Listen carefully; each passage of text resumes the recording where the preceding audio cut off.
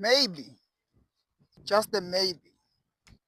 Maybe sometimes uyakudinga ukuthi wenze ushintsho nje empilweni yakho ngaphandle kokuthi hlampe like uze ube umuntu hlampe ufuna uku-update-a kakhulu abantu like ufile isidingo sokuthi abantu bahlezi bazi ukuthi zikhiphani, uphezu kwani njengamanje, empilweni yakho kwenzakalani, ushoda ngani, ujatshuliswa yini, udinwe yini. Sometimes ngazuthi nje ungaba away from izinto ey'ningi ezingaba isiphazamisi yabo. Cause not ukuthi hlampe impilo yakho yonke iyi-entertainment for abanye abantu yabo. Iyimpilo ekugcineni yakho futhi so ukuyikhathalela impilo yakho kuza nanokuthi uyiprotect-e wena, uyi-protect isithunzi sakho, protect i-image yakho, uprotect-e i-health yakho, mental health and the physical health yabo. Loko ngikusho ngobani-ke?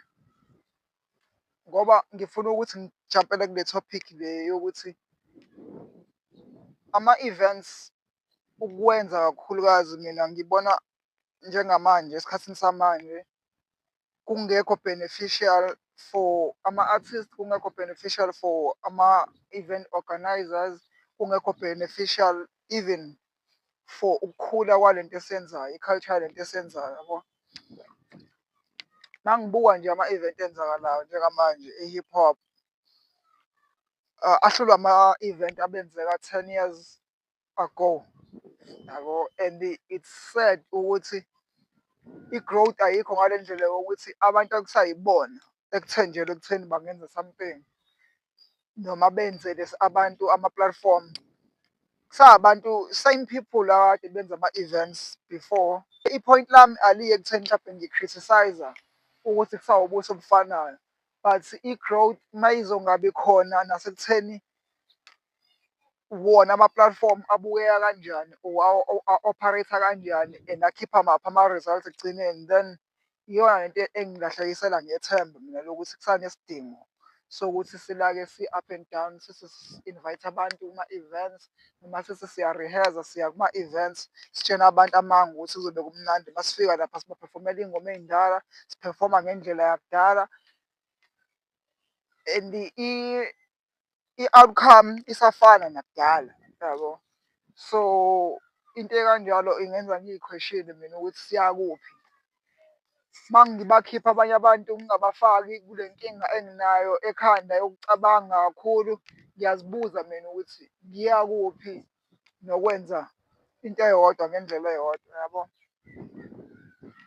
So loko kungifikisa ekutheni ngithi I'm taking a break from ukuwa-attend ama-event ngingezobhenefitha lutho ngoba le nto iyangibambezela even as an artist angikwazi uku-create-a if ngisabuswa ukuthi vele abantu bazobe belaphayana, bazobe bengibona ngizohlangana nabantu kuzoba i-vibe yabo.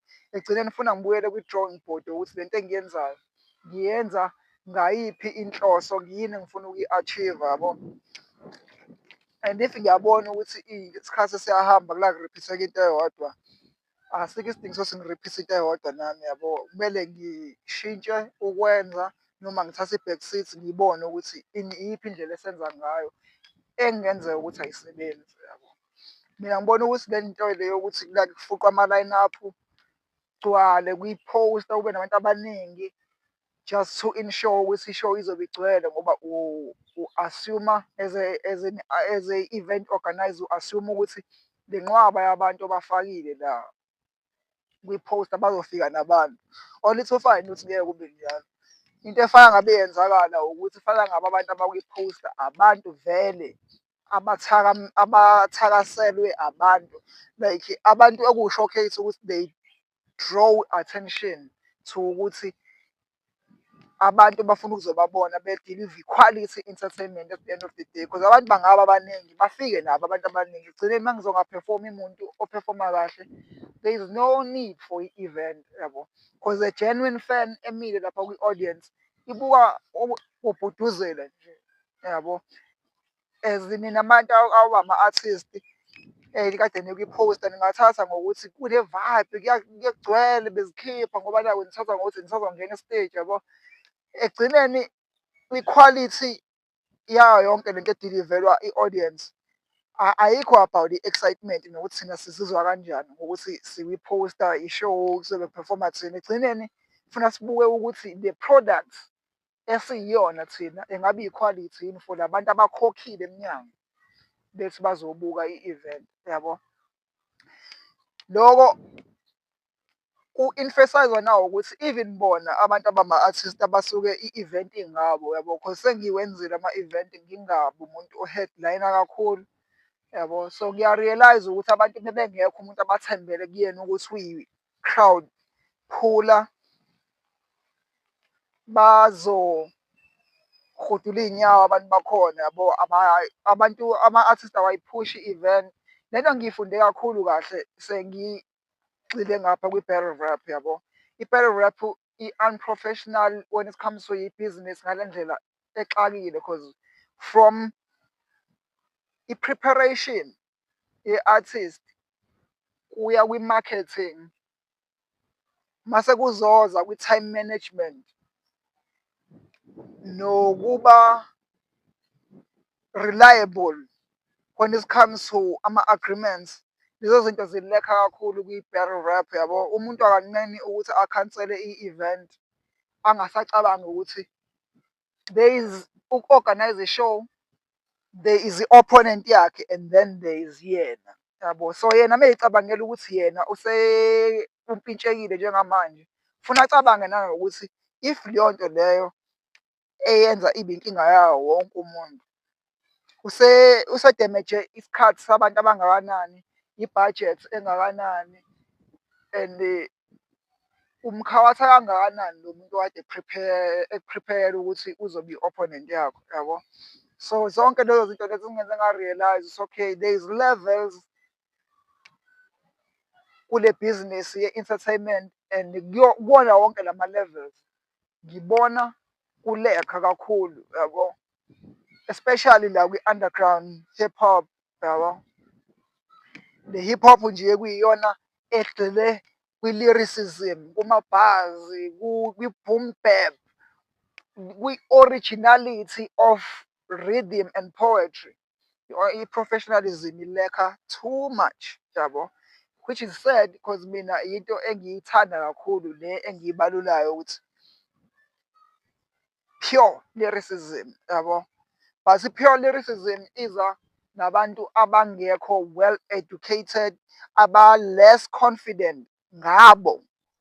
But futhi kungenzeka ukuthi hlampe mina othatha izinto ngokuthi ngizizwa kanjani, imina hlampe othatha izinto ngokuthi ngini-experience-a ini, hlampe lento engiyi-experience-ayo hlampe it's because of ama-consequences ama-actions ami yabo.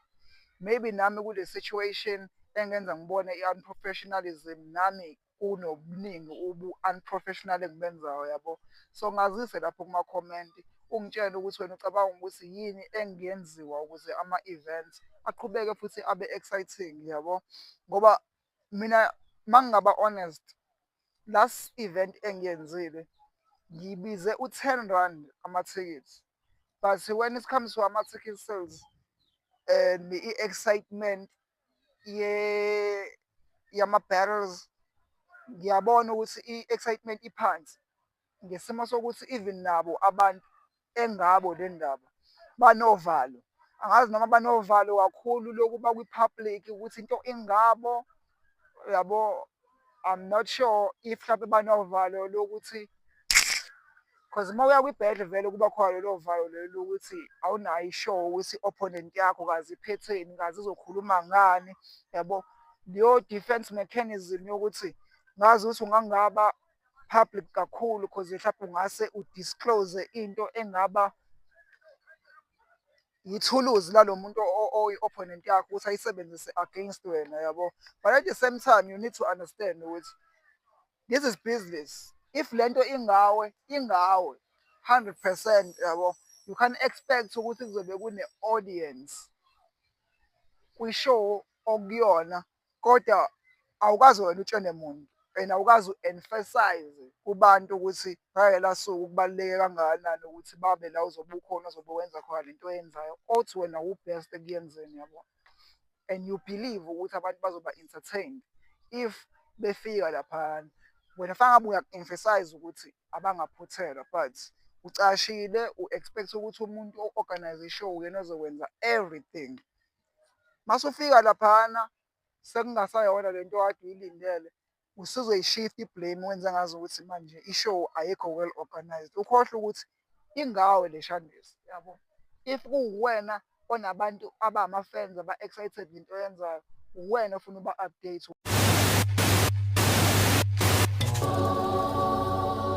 It's Young Cannibal.